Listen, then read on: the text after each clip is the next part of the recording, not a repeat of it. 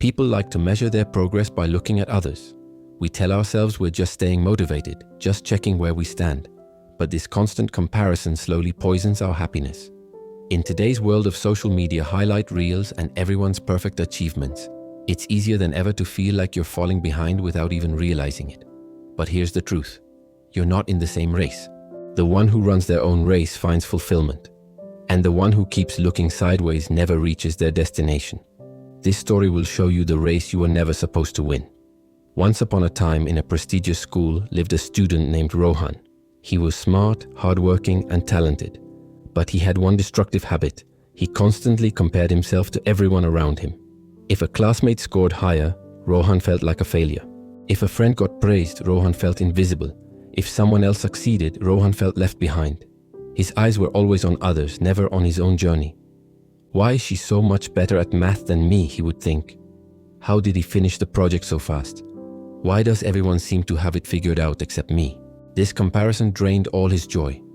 Even when Rohan achieved something good, he couldn't celebrate because someone else had achieved something better.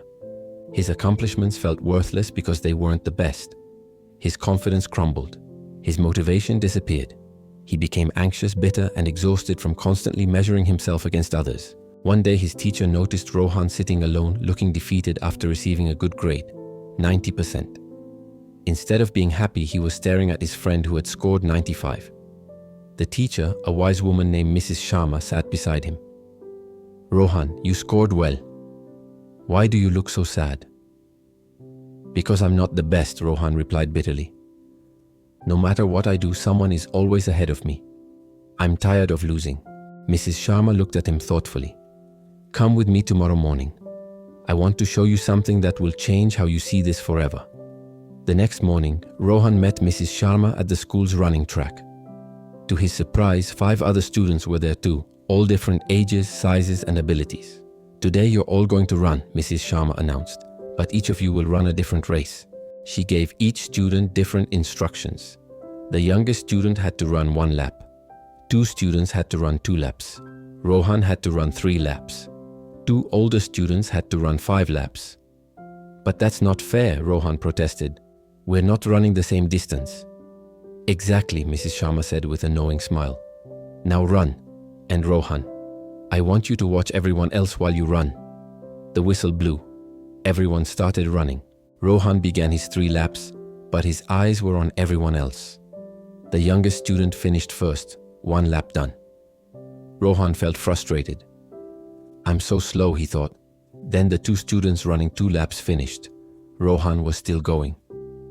"Why is everyone faster than me?" he thought, his pace slowing. The 2 students running 5 laps were still going strong, passing him easily. "They're so much better," Rohan thought, feeling defeated. By the time Rohan finished his 3 laps, he was exhausted, not from running, but from watching everyone else. He had spent the entire race comparing instead of focusing. When everyone finished, Mrs. Sharma gathered them. "Rohan, tell me, did you win or lose?" Rohan thought about it. I don't know. I finished before some people, but after others." "Exactly, because you were never in the same race as them." The young student ran 1 lap because that's appropriate for his age and ability. The older students ran 5 laps because they're training for a marathon. You ran 3 laps because that's your race right now.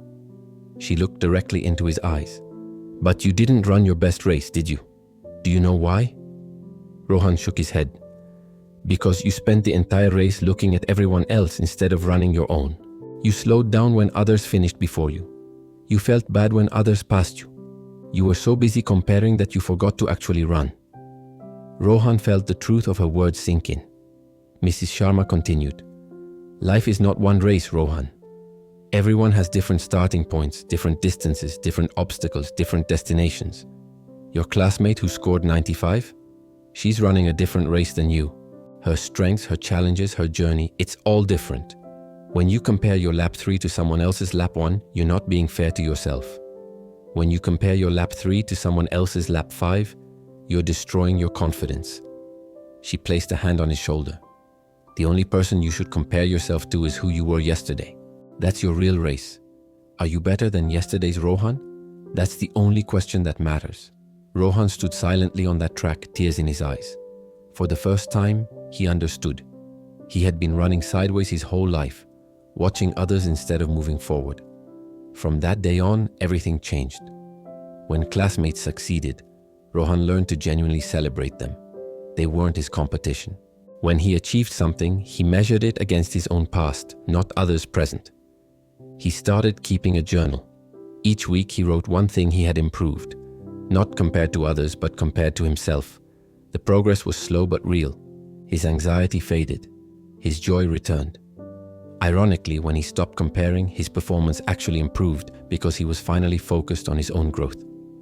6 months later, Rohan won an award. But the real victory had happened months earlier on that running track.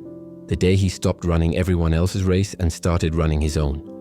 In real life too, comparison is a thief. It steals your joy, your peace, and your progress.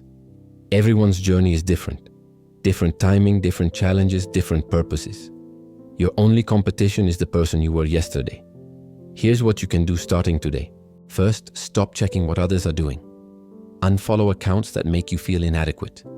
Limit the comparison triggers. Second, start tracking your own progress. Keep a journal. Compare yourself to last week's you, last month's you, last year's you. Third, celebrate others genuinely. Their success doesn't diminish yours. There's enough success for everyone. Remember, you're not behind, you're not ahead. You're exactly where you need to be on your unique journey. If this resonated with you, like and comment one thing, you'll stop comparing. Till then, stay focused, stay grateful, and keep running your own race.